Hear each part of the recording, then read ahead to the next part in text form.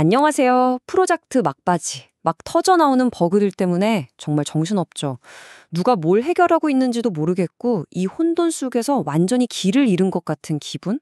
다들 한 번쯤 느껴보셨을 거예요. 자, 오늘은 바로 그 혼돈에 아주 명확한 지도를 그려주는 방법, 소프트웨어 결함 추적 관리에 대해서 제대로 한번 파헤쳐 보겠습니다. 한번 상상해보세요. 마감일은 코앞인데 버그 리포트는 정말 산더미처럼 쌓여 있고 팀원들은 저마다 다른 버그 붙잡고 끙끙대느라 서로 소통도 잘 안 되죠. 결국 야근은 뭐 거의 일상이 되고 팀 사기는 바닥을 치고 이런 악순환, 이제는 정말 끊어내야 하지 않을까요? 좋습니다. 그럼 먼저 이 모든 혼란이 도대체 어디서부터 시작되는 건지 그 근본 원인부터 한번 들여다보죠. 모든 문제를 제대로 알아야 정확한 해결책도 찾을 수 있는 법이니까요. 자, 이 증상들 어떠세요? 낯설지 않으시죠?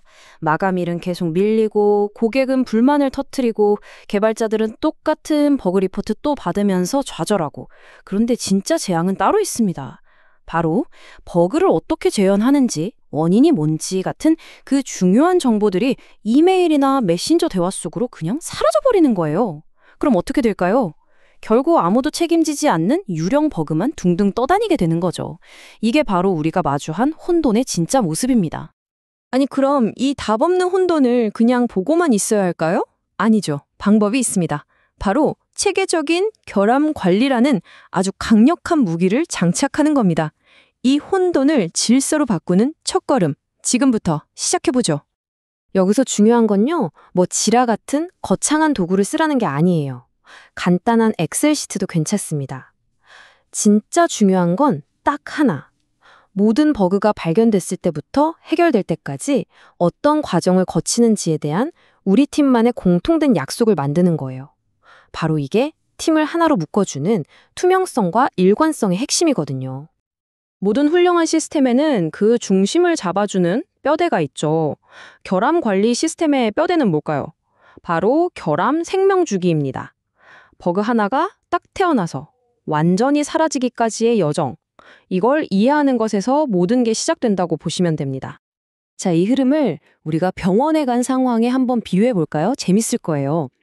버그가 처음 발견됐다. 이건 응급실에 환자가 접수된 거랑 같아요. 신교 상태죠. 그 다음엔 의사 선생님, 즉 담당 개발자에게 할당돼서 진단과 처방이 내려지겠죠. 개발자가 코드를 딱 수정했다. 그럼 해결 상태, 즉 치료가 끝난 겁니다. 마지막으로 테스트를 통해서 이제 괜찮네요. 확인이 되면 종료. 건강하게 퇴원하는 거죠. 어때요? 아주 명확하지 않나요? 물론 현실은 경험보다 조금 더 복잡하긴 하죠. 예를 들어 개발자가 이제 막 코드를 보기 시작했다. 그럼 진행 중 상태가 될 수 있고요. 이건 지금 당장 고치기 좀 어려운데 싶으면 보류 상태로 둘 수도 있습니다. 그리고 진짜 중요한 거, 중복 처리. 여러 사람이 똑같은 버그를 막 신고했을 때 이걸 하나로 딱 묶어서 개발자의 소중한 시간을 지켜주는 거죠. 이런 세분화된 상태들이 바로 우리 시스템을 군더더기 없이 아주 효율적으로 만들어주는 비밀입니다. 자, 근데 아무리 이렇게 좋은 시스템을 만들어놔도 만약에 입력되는 정보가 엉망진창이라면 아무 소용이 없겠죠. 쓰레기가 들어가면 쓰레기가 나온다. 컴퓨터 과학의 아주 유명한 말이잖아요. 결국 이 시스템의 가치는 그 안에 담기는 데이터의 퀄리티가 결정하는 겁니다. 여러분, 왼쪽이랑 오른쪽 한번 보세요. 개발자 입장에서 어떤 리포트를 받고 싶으세요? 왼쪽처럼 로그인이 안 돼요. 띡! 이렇게 한 줄 오면 이건 뭐 거의 개발자한테 수수께끼를 던지는 거나 마찬가지예요. 어디서, 어떻게, 왜 다 물어봐야 하잖아요.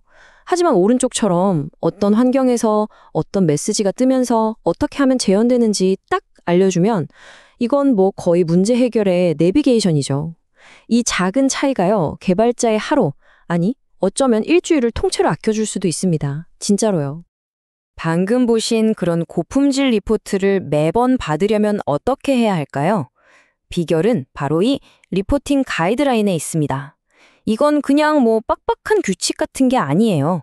우리 팀은 버그를 보고할 때 최소한 이런 정보는 꼭 공유하자 하는 일종의 약속인 거죠.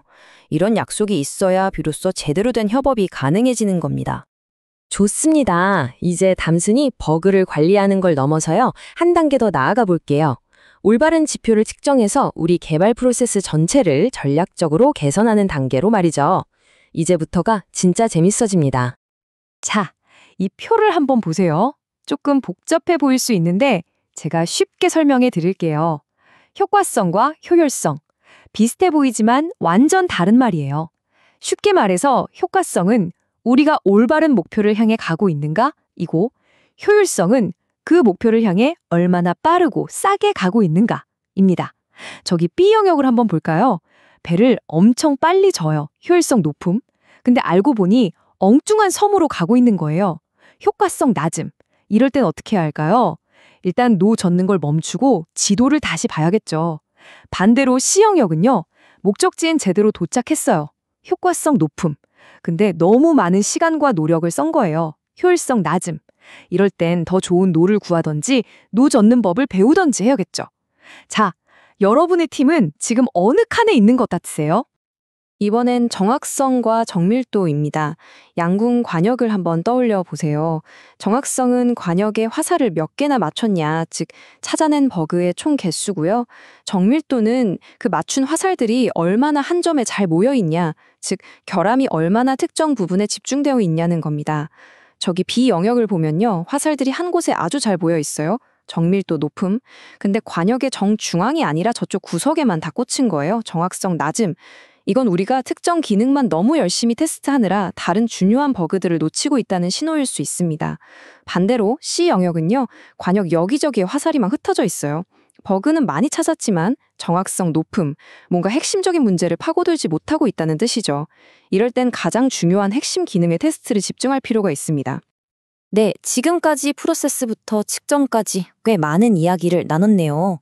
그럼 이 모든 노력이 궁극적으로 우리에게 뭘 가져다 주는지 그 진짜 의미를 한번 정리하면서 마무리해보겠습니다. 오늘 내용의 가장 중요한 핵심 원칙이 바로 이겁니다. 결함은 반드시 생명주기에 기반해서 추적하고 관리해야 한다. 결함의 탄생부터 소멸까지 그 여정을 이해하고 추적하는 것. 이게 바로 품질 관리에 절대 타협할 수 없는 기본 중의 기본입니다. 꼭 기억해 주세요. 우리가 이런 프로세스를 만드는 진짜 이유는요. 그냥 버그 몇 개 더 잡으려고 하는 게 아닙니다. 이건 더 높은 품질의 소프트웨어를 만들기 위한 튼튼한 토대이고 우리 모두가 예측 가능한 환경에서 일하기 위한 약속이에요.